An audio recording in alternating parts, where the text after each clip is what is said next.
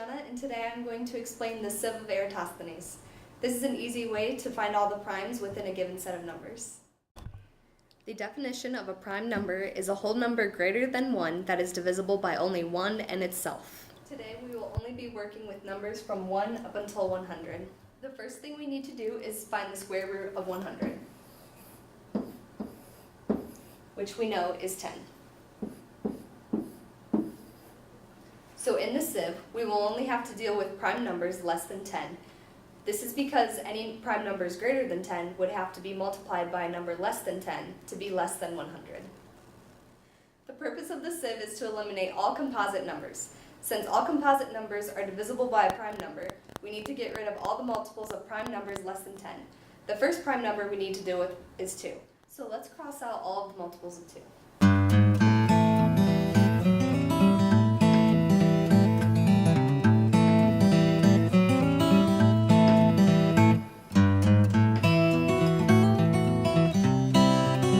As you already know, all of the even numbers are multiples of 2, so I was able to cross out every other row other than 2, which we know is prime. Next prime number is 3, so let's cross out all of the multiples of 3.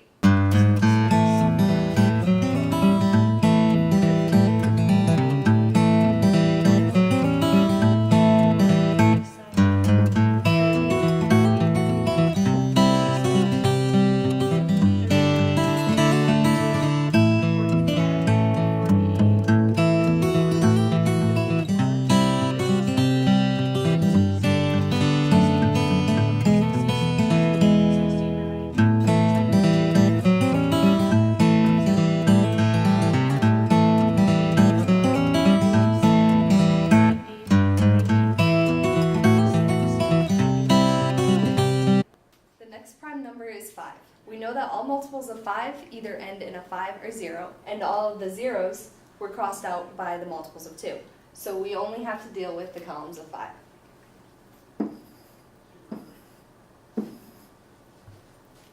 The last prime number less than 10 is 7, so we have to cross out all the multiples of 7.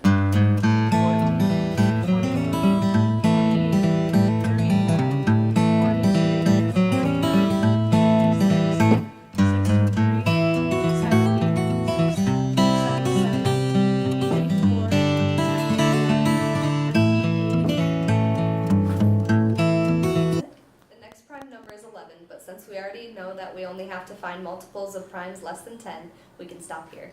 1 is neither prime nor composite, so I cross that out, and as you can see, the only numbers left are 2, 3, 5, 7, 11, 13, 17, 19, 23, 29, 31, 37, 41, 43, 47, 53, 59, 61, 67, 71, 73, 79, 83, 89, and 97.